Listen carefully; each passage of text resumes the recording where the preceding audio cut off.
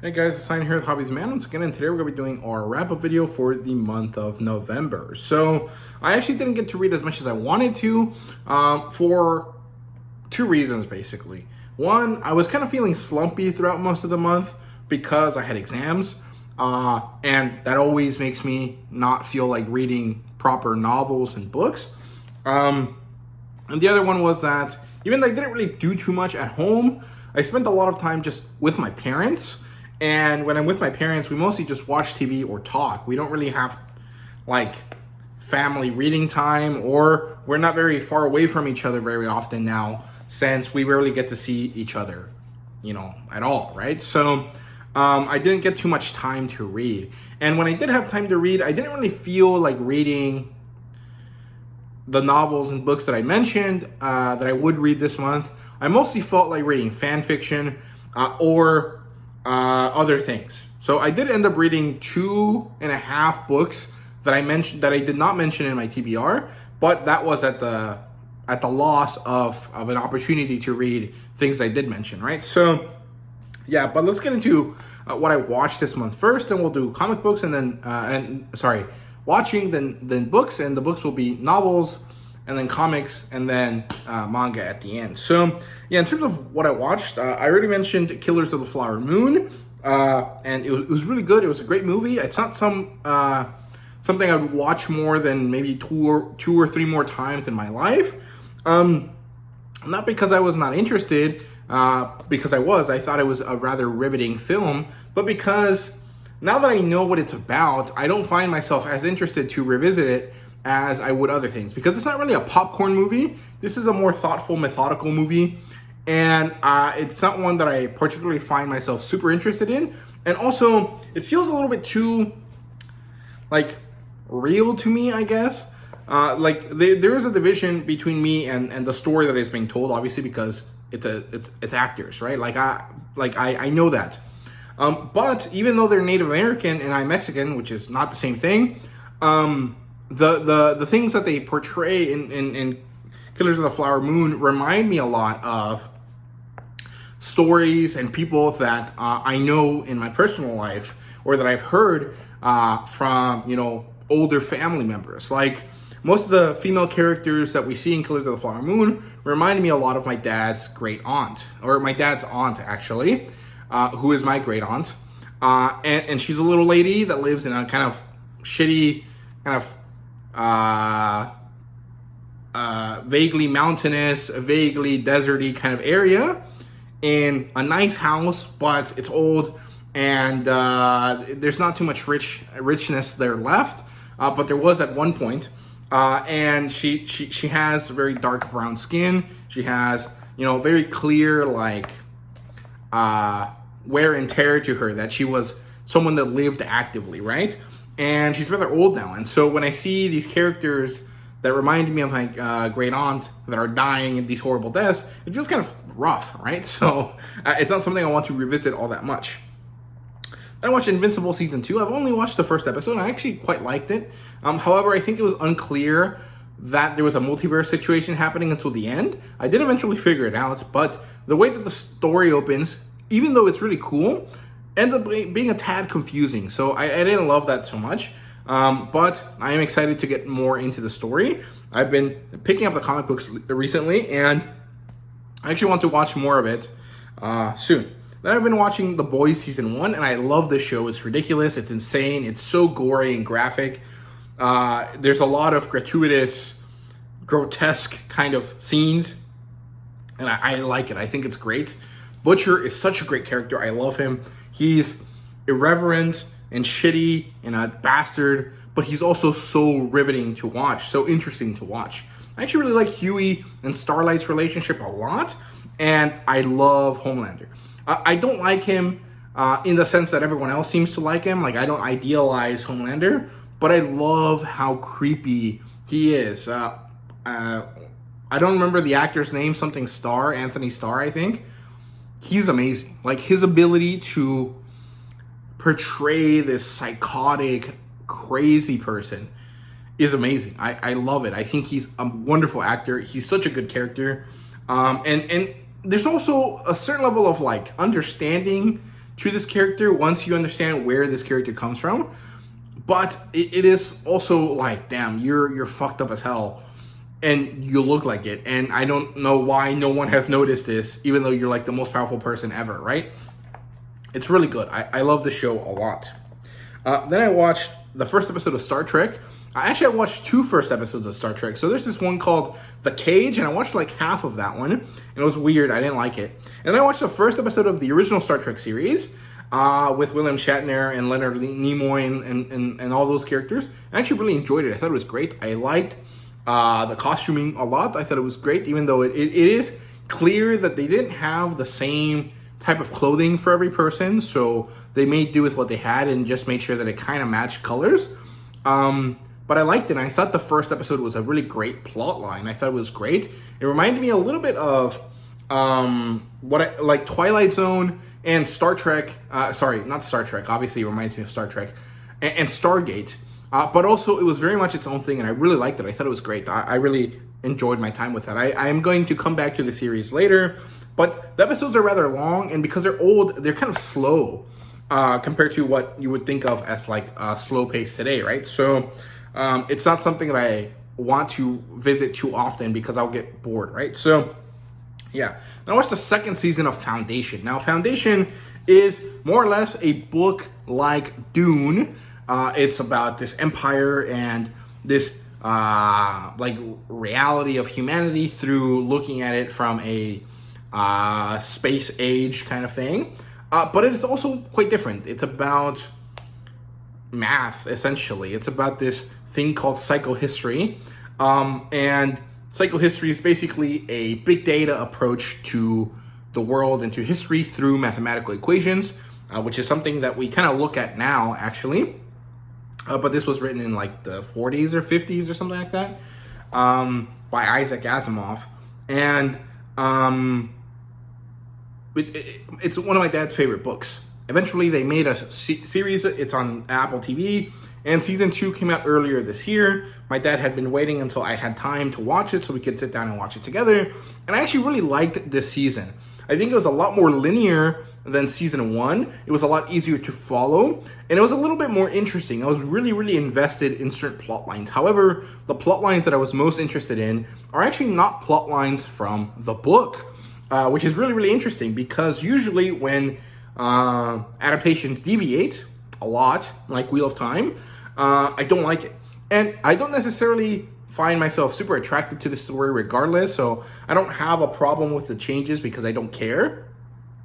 But my dad does care, and he was like, I would have liked it to be more like the original, but everything they did is still amazing and wonderful, and it's so cool that he like finds it to be interesting and awesome anyways, even if it's not necessarily accurate to the original source material, and he likes it. He thinks it's great. So this is another one of those book adaptations that succeeds by changing things, but not changing them so much that it alienates the original fans, right? Which is something that the Wheel of Time fails at doing very badly, right? So Foundation Season 2 was great. I really recommend it. It does kind of end up going places that maybe a hard sci-fi series might not necessarily want to go to, but it does it in such a good way.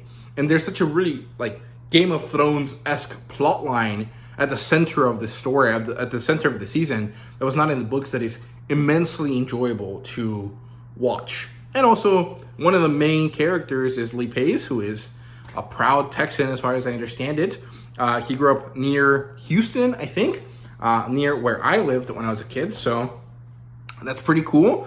And I like that actor. He's amazing. He's freaking huge, and they use that to portray his character very well. So I really liked Foundation a lot. And I watched The Haunted Mansion, the new Disney movie, and I actually found it to be quite enjoyable. A lot of people said it was not that good, and I think that it wasn't great, but I had fun with it. I liked it. I thought Rosario Dawson was fun. I feel like a lot of the comedy characters that they managed to put in the series did not manage to live up to their potential, and I think that was due to the directing. But it was still enjoyable and fun, and I laughed quite a bit, and I liked the story overall. It was a nice callback to things I remember watching as a kid, and I liked it. And even my dad liked it, which is surprising. He doesn't really usually like childish movies, but this one he really enjoyed. He watched it twice, actually. He watched it with my mom once, and then when we came home, he was like, let's watch it again. It's fun. And so we did. I think mostly the failure of this movie was that it did not release during Halloween, because I think that would have been much better. And then Loki Season 2. And Loki Season 2 was awesome. I really, really enjoyed my time with it. There was a little bit of slowness in the earlier episodes, but it managed to be phenomenal. It was a great way to basically end Loki's story in a satisfying way. Like, on one hand, we got to see him die as he was about to change, and so we had this kind of unresolved but resolved kind of feeling. And then this one, he grows and he becomes a good person. And I love it. I think it's great. And it also is very fitting how it ends, where he ends up. Because he doesn't end up dead, but he basically ends up away from everything in a way that I find rather satisfying. So I really liked this season. And the guy that used to play Short Round that became really popular recently, I love him. His portrayal of Obi or Ouroboros was wonderful. And I really wish that he was a Kang variant. I think it would have been great if that was the case, but it wasn't, so it is what it is. But overall, I watched a lot of great television this month, and I'm very happy about that. So in terms of novels, I started reading The Harvest of Moondew Valley, The Well of Shadows. I read maybe 10% of it. It was pretty good. I liked it a lot. I thought the writing was very environmental. Like, it really put me in the zone of where we were. And I liked the feelings that the writing evoked. And I liked the characters that we were introduced to, but there wasn't anything that was like truly hooking me the whole time. And I think that I need to push through another 5% of the book or so, like 15 to 20 more pages before I can really get invested. Like, I really like the style and the setting, but I haven't connected with the story yet. So I need to kind of work on that. I need to think about it a little bit, and I need to actually continue to read it because I think it's well written. I just haven't gotten around to feeling for the story, if that makes sense. So that's it for that one. I also read Primogenitor Volume 1, or Book 1, which is called Smilodon. This is an urban, or maybe even rural fantasy. It's about shifters or werepeople or Therian tropes, whatever you want to call them, that is actually really, really good. It is usually put in the harem-lit circles because it is more or less written like one of those. However, it lacks any of the romance scenes that would be pretty prevalent in harem-lit. However, the writing is very good. I really enjoy it. It's right up my alley in terms of style. It's not overtly flowery. It's not fully utilitarian. It is somewhere in between. For me, it works really, really nicely. I really like this type of like more honest, straight to the point kind of writing. It's the type I like a lot. And it works really well. I love the characters. Smilodon introduces us to Wyatt, who's the main character. He basically ends up being attacked by a crazy cougar shifter. And something about him makes the shifting curse or situation change him not into a cougar, but rather a Smilodon. And the Smilodon, I think it's actually a Smilodon popularis, which is the biggest version of the Smilodon, because there's like 3 different ones. And then there's like Homotherium, which is a different type of saber-toothed cat. And the Smilodon is basically the largest cat that ever lived in the Americas. I think honestly it might be the largest cat in the world. But it is like the go-to saber-toothed cat, right? And he ends up being one of these, and he also happens to be an alpha, which is, like a magic leader character. And he joins the shifter community in the Pacific Northwest. And it's really good. I really enjoyed this book. I read the whole first book. I read the short story you get if you join the mailing list for the author, which is called Lone Wolf. which is basically the origin story for one of the female characters we get introduced to in the first book. And I'm also like 80% through the second book, which is called Rock, or Rogue, I guess is the right way to say it. I'm not really sure. I do have more issues with the second book than I do the first book, but that would be one more issue. And the 3 issues that I have with the series so far are actually not real issues, but rather preferences that I have not had met by the books. And so they're not real criticisms, rather things I would have liked to have seen that I'm sad I didn't get to see, which is different from an actual like problem, right? So yeah, I really like this series. It's by Robert M. Kearns, and he has other series. He has 2 other series besides this. One of them is a epic fantasy story. I have not read it, but I'm sure it's good. And the other one is a space series. Follows 2 characters, Rex and something else. I can't remember the other character's name.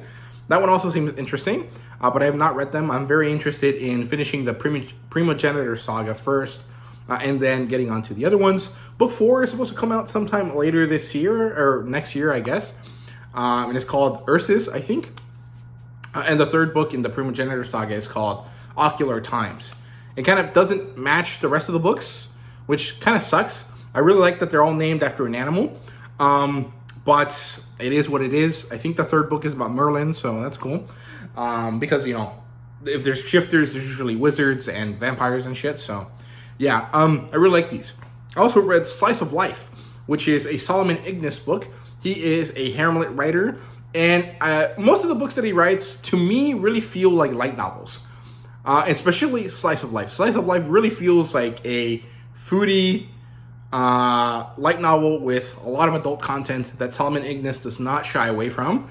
Sometimes it's a little bit overtly gratuitous for my taste. Like sometimes it is a little bit like, okay, that is a lot.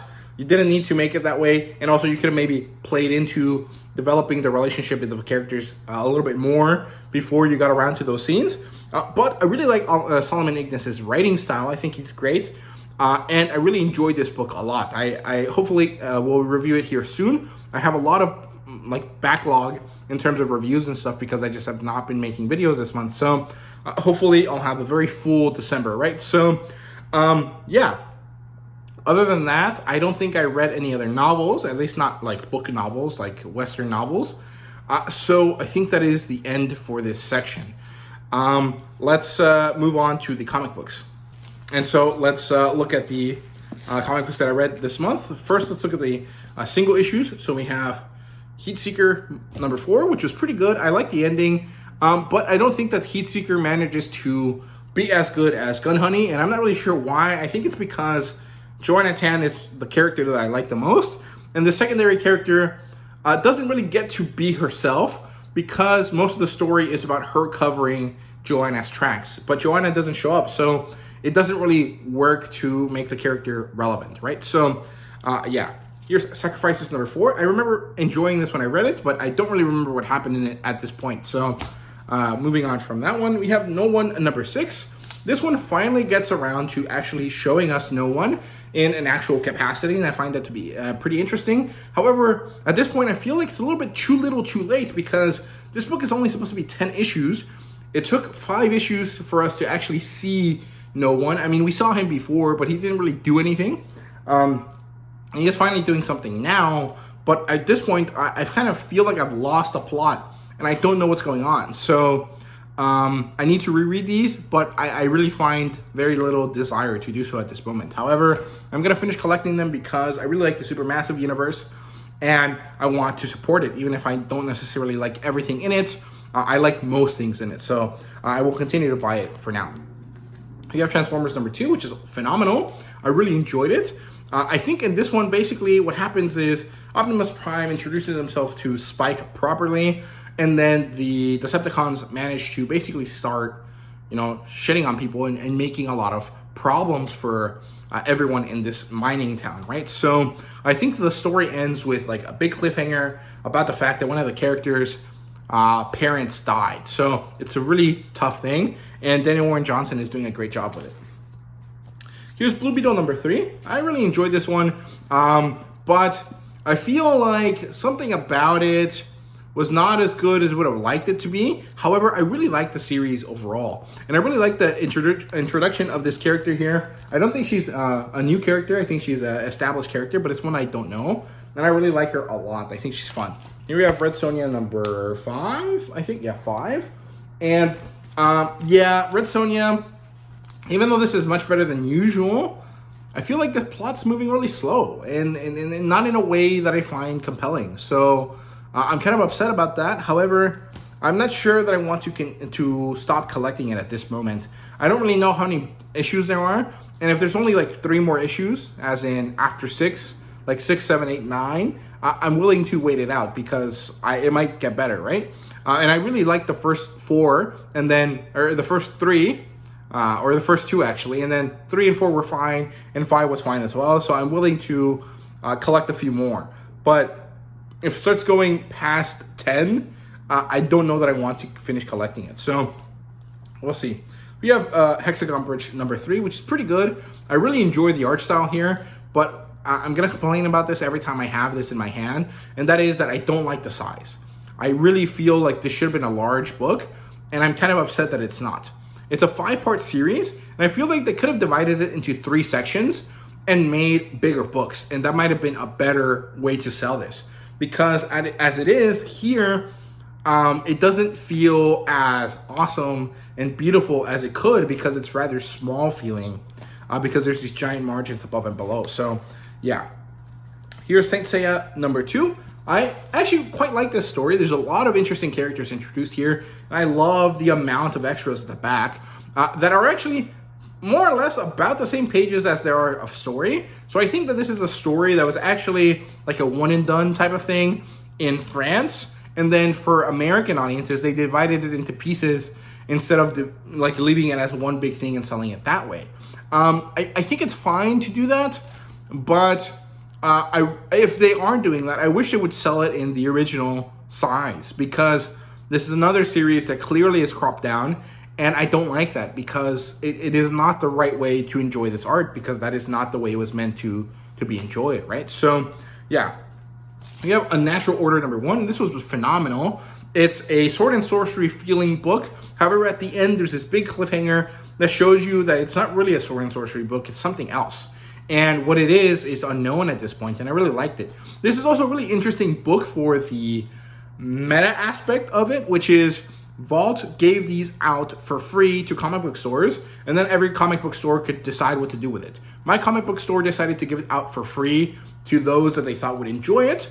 I was one of them because I usually am the one that buys Vault comics at my local comic book shop, and I'm also one of the few people that actually gets sword and sorcery books instead of just superhero stuff, right? So they gave it to me. I really enjoyed it. I think my local comic book store really understands my tastes, and I loved it. I really am excited for the next issue. So, shout out to Comic Asylum in Dallas, and shout out to Vault for giving this out to comic book stores around the nation, and I think around the world, and letting them, share it with their audience the way they wanted to, right? So, yeah, here's Dead Lucky number 10. I actually really enjoy what happens here. This was a very action-packed book. However, the Cuban characters really still bum me out, because after seeing a different interpretation of Vivi in a different series, which was the Supermassive crossover for this year, I really feel like this version of Vivi, the one from the original series, is less good-looking, or is less appealing to me. She doesn't necessarily look bad, but the styling of it, the way that the artist depicts the character and their expressions, makes them look really old to me, and I don't like that, because these are not old characters. These are like in their 20s or 30s, and I want the art to reflect that. And I mean, yes, I guess 30-year-old people can look rather old, but she's supposed to be a superhero. Why would she look like not as perfect as she could be? That's kind of my perspective on that, though. I'm willing to admit that, it might not be everyone's perspective, and that's totally fine. But it does lower the enjoyment I get out of it, because I feel like she should look better if she's like an action hero, right? So, yeah, but that's just me not liking the artwork that much. It's not necessarily like a problem, right? So, yeah, and here we have Wonder Woman #3. And I actually love this book. The art style is phenomenal. And the story, even though it's kind of weird, like there's a lot of text. And I feel like the text doesn't really get to saying anything. And I don't mind that in this case because Tom King, even though I usually don't like that sort of stuff, I think Tom King does it in a way that I don't mind. And some of the stuff he says actually makes sense. Like some of it, I don't necessarily like how he's saying it, but I think that what he's saying is true to the type of world that we live in now. And his criticisms of it make sense to an extent. And so I don't really mind, especially because he's doing it through the voice of these characters, right? He's not like personally proselytizing like most authors do. So I don't really mind. But it is a very verbose story, and not in a way that I find super appealing, but not in a way that is super alienating to me like other would. And I think that that's mostly because I don't mind some of the verbosity of it, because the art style is phenomenal. It's so gorgeous. The colors are bright and beautiful. The art style is wonderful. There's so many great expressions to Wonder Woman. There's so many moments of beauty and gentleness and wholesomeness that she exudes, which is something that I've never really seen in the few depictions of Wonder Woman that I've seen in my life, right? Like, I don't remember Wonder Woman being this like wholesome, gentle woman in like the Justice League Unlimited cartoon, right? And she's definitely not that in the Zack Snyderverse, even though she does have moments of like incredibly cute naivety to her in those movies. This version is not really naive, but she's so comforting in a way that I love. I think it's great. There might be some issues with that as well, where it might be like, why do you give this warrior woman this kind of like motherly persona, or this kind of like sense of comfort and beauty and like gentleness that is usually associated with like, like women that are not able to take care of themselves. But I think that that's actually why it should be like that. Like, she's not weak. She chooses to be this gentle, wholesome person because it is, she is able to do so, and she is not afraid to be that, right? So I really like that. Also, there's a second story in the book that I love. It was really great. It was about the Super Sons taking care of their little sister, or their little cousin, I guess is what she would be really. Wonder Woman's daughter. I loved it. I thought it was great. It was so cute. It was mostly Damien, who's not a character I care about too much, taking care of her. And she dresses up as Robin, and they have fun fighting Killer Croc. And I thought it was so cute and so adorable, and I really loved it. So, Wonder Woman is wonderful. I'm really liking this story so far. Then we have Green Arrow #6, and I really like the art style here. There's 3 different art styles, and they're all kind of depicting different eras of Green Arrow, and I think it works really well. I've seen some people complain about it. I don't think there's anything to complain about. This works for me. It reminds me a lot of the CW Arrow show, which was something I was a big fan of growing up. And I also don't have a super big attachment to Green Arrow beyond that. So to me, even though the story is definitely like a greatest hits, let's go through all of the cool eras of Green Arrow, works well because it introduces me to those eras, and it allows me to connect with all these versions of Oliver Queen that I have not met, and I find that to be quite great, and I really enjoy that, and it allows me to meet the rest of the Green Arrow family, the extended family, and I think that actually works really, really well. It's not going to be for everyone, and I think that has been proven by the amount of dislike I saw for it today on Twitter, but I think that's just kind of what it's going to be. It is that type of series. It can be an introduction, or it can be something that bores people. And I think that's just the nature of this type of story, the nature of what Williamson is trying to write. And I think it is what it is, right? So, yeah, here we have Mothman #3. This one's weird. Like, some of it is really fun, and some of it I'm just like, why? And I'm not really sure how I feel about it, but there's only 2 issues left, and they only come out once every 3 months, basically, so I don't really have an issue with finishing up the series, right? So, yeah. We have Sheena #3. I actually really enjoyed this one, and the artwork kind of felt really great in this issue, which I haven't really loved yet, but something about it was quite good. and I liked it a lot. So I really enjoyed this issue. It had a lot of action. I think this is the midpoint of the story, so there's only 2 more issues left.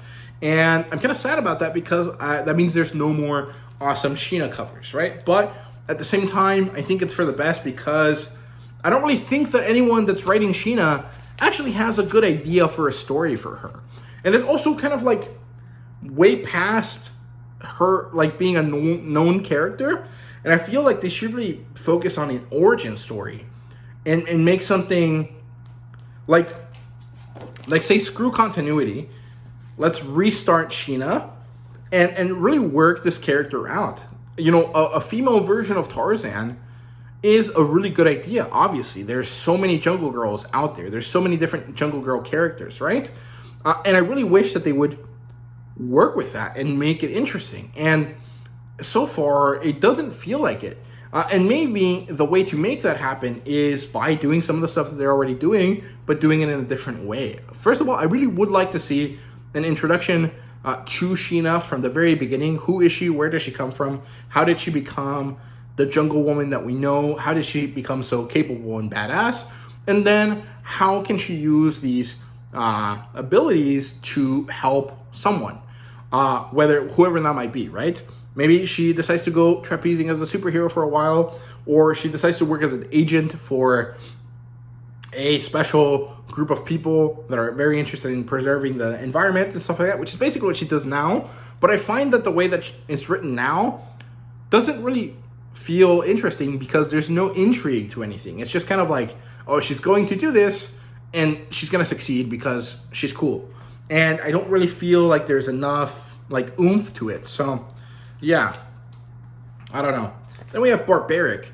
This is The Wrong Side of Righteous is a one-shot by Nicholas Ames with Michael Morrissey, and it was wonderful. I loved it. It was so funny. There was these great gags, and of course, Gooden, I don't know how to say his name, did a great job with the artwork. I love it. The colors are also great. I loved this book. I thought it was great. It was probably one of the best comic books I've read in the last couple of months, besides Conan, and I love that. I think it's great. And it's actually really nice because the previous Barbaric story, the one about the 3 chicks, even though I like those characters, I really didn't find that story to be as compelling as I thought it would be. And maybe that's because the art style also wasn't my favorite, so I wasn't able to overlook some of the issues because I wasn't really enjoying the Feast of the Eyes, as it were. But I find this to be a much better book than the other 3 that I read previously, as in like the previous series. And I hope that we continue to get this like awesome stuff from Morrissey, and hopefully Nicholas Ames can write more stuff in this universe. Then we have Justice League versus Godzilla versus Kong. No Kong yet, but Godzilla was there, and I had a lot of fun with this. I didn't like that they made Red Hood like a dumbass in this. I'm not really sure why they chose to do that. I also don't understand why some of the Justice League characters are the way they are, or why they even introduced some of them here. I think it's mostly based on the Justice League Unlimited cartoon, like the roster is. And I think that that's fine, but maybe not go with that one. I feel like Martian Manhunter would have a much better time fighting Godzilla than Hawkgirl does. And I think Hawkgirl is an alien, or she's not. I can't remember. Like, depending on which version it is, she has like a different backstory. But she didn't do anything besides piss off Godzilla. And even then, it was more like she was a pest than anything. And I feel like Martian Manhunter could have done something better. And maybe they chose not to use him because, you know, it might be too easy that way. I'm not really sure, but I feel like he's a better character to introduce here than Hawkgirl, and I don't understand the point of it. There's also a lot of female Justice League characters, which I like in general. I think it's nice. They look great, especially Black Canary. But I felt like a lot of them were very similar characters, and I didn't understand why they were all there. Like, what was the point of them? Like, Supergirl was there, and she should have helped Kal-El as fast as possible, because if one Kryptonian can't deal with Godzilla, maybe 2 can, right? And then Wonder Woman is there as well, and she's basically at the same level as Superman, so why didn't she, you know, help him get rid of Godzilla quickly? Like, I don't know, I feel like some of the stuff that is happening doesn't feel like it makes sense. And I understand that it has to drag on for a certain amount of time, but maybe don't blow your load and show Godzilla immediately, right? Because now you've set this up and it's gonna last all like 7 issues for one single fight. I don't know if that's the right thing to do. Maybe they should have built up to Godzilla by introducing a different one, and then like a different Titan, maybe the one that looks like a mastodon, and then Godzilla, and then Kong, and then Godzilla versus Kong, and then versus the Justice League, right? Like, I feel like there was a progression of ideas that needed to happen before we got to Godzilla, and they chose not to do that. So, I don't know. And then finally, Conan the Barbarian here. And I really am unsure about how I feel about this, because on one hand, I feel like Jim Sub's writing is still great. On the other hand, I didn't like the colors of this book. I think the art style is not really for me. I didn't hate it, but the colors really made me dislike it more than I was comfortable with for a series like this, especially after the great job from the launch of it, right? So maybe Doug's art style is better suited for black and white. And I'm actually hoping that we get to see that at some point, because they are launching the Savage Sword of Conan, and I'm hopeful that we'll get to see his art style in black and white. And I didn't like the colors. Diego something, let's see, Rodriguez, used a lot of like orange and yellow, and I didn't like how that looked. Like, it makes sense for the setting, because it is at night in Zamora. It does make sense to have these like yellow, almost sinister kind of like vibes to this place. But at the same time, I don't like this color combination. It makes everything look too bright and also too muddled at the same time. And I don't like that. I think the more kind of like weird color choices of the previous arc were much better. And maybe I shouldn't compare and contrast so much like that, but it feels like a big like step down, and I don't love that. So yeah, that's it for the single issues.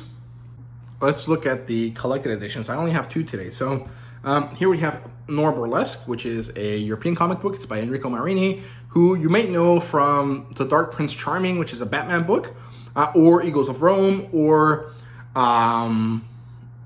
Ravage or Ravine or something. It's like a vampire book. Or there's something else, I can't remember. But this is a noir detective story. It's set in New York, I think. And it's great. It's so good. It is in these kind of like watercolor gray tone scale with hints of red here and there for adding color. Maybe it's not even gray and black. Maybe it's like sepia. I'm not really sure, but it works really, really well. I love it. I think it's great. The story is also pretty good. It is not a very complex story, but it's very well done. I like it. I did a review for it, so go watch that if you're interested. I recommend it like a lot. Like, it is a great story, and it's not that expensive for such a big book. So yeah, and then the other one here is Invincible. I already did a review for this as well. I don't think I've uploaded it yet, but it is coming out soon after my beginning of the month videos. And this basically covers about half. Actually, no, I think it does cover basically all of the first season of Invincible. With some things here and there kind of changed because they changed the order of stuff. But it's good. I love it. I think it's great. It actually gets even better after issue 7, which is when the art style changes from Cory Walker, the original artist, to Ryan Ottley. And I think Ryan Ottley is definitely the guy for Invincible, because Cory Walker's art style doesn't work for me. It feels like cartoony or maybe European-esque. It does feel like a clear line or something like that, but in a way that isn't appealing to me. And I think that once Ryan Ottley got in, I really loved the art style. I thought it was great. And the funny thing is that this is his like earliest work on Invisible, so his art style is only going to get better from here, and I can't wait to get to those parts of the story. So that's for the collected editions, and that's it for comic books. Let's get into manga. I really don't have too much for it.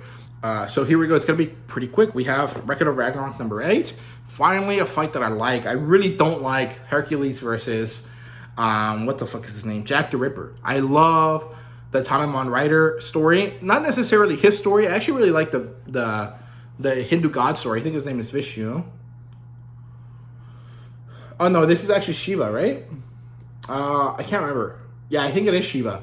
I really like his story in this. I don't know his actual story in like mythology or like religion, I guess. Mythology and religion are the same thing, but like at different levels of like care for them, I guess. So I don't know, but I really like the story they give him here. It's not really accurate, but it works, and it is very satisfying because of how it connects to Raiden Tamamon. So I love that. I think this is a great fight. However, we don't actually get to see Shiva's side of it. We only get to see Raiden Tamamon's kind of beginning of his story, and I can't wait to see more of it. I love this fight. I have Witch Hat Atelier number 11. I love this book so much. Witch Hat Atelier is wonderful, and we get to see Agate. What's her name? Yeah, Agate. I want to call her Agatha, but it's not. It's Agate. We get to see her finally give a shit about Coco in a way that is satisfying and good and gentle and makes sense for the character, and I love it. I think that the character development for Agate is wonderful, and I really like where it goes. And of course, there is this kind of like sword of Damocles over Coco's head when it comes to dealing with the situation she has to deal with, but they're doing a great job with it, and I can't wait for volume 12. And then finally, here's what I started in terms of light novels. So my friend's little sister has it in for me. This is basically another teasing girl book. The main character is your average loser. However, in this one, he has an interest in efficiency, and he's also someone that is making video games, and he's quite successful at it. And he ends up having a fake girlfriend due to the plot. And he also has his friend's younger sister, who's only 1 year younger than him, really teasing him. And it looks like she's interested in him beyond the teasing. Like, she's not doing it for fun. She's doing it because she wants to show him something about herself, but he's too stupid to understand. And I like it. I think it's good. There is a kind of a weird situation here, which is there's this teacher character who is the artist for the video game that the main character is doing. And she is basically like a Shota artist. And I don't necessarily have a problem with her like being a Shota or lolly artist. I think it's weird that she's a teacher. Like, that is like a blaring problem. And maybe it's because for the Japanese community, it might seem like a joke. And I guess it is kind of like a joke, and there is kind of an element of like irony that might be funny to some people, but to me it wasn't funny, and it wasn't like bad either, but there were some lines here that were said that made me a little bit uncomfortable in the sense that like, dude, in Japan, there's a lot of issues with mangaka being like problematic in the sense that they're like into children, right? You can't have that as a joke in your light novel, which is for the same audience and for basically from the same people as those ones that have a problem.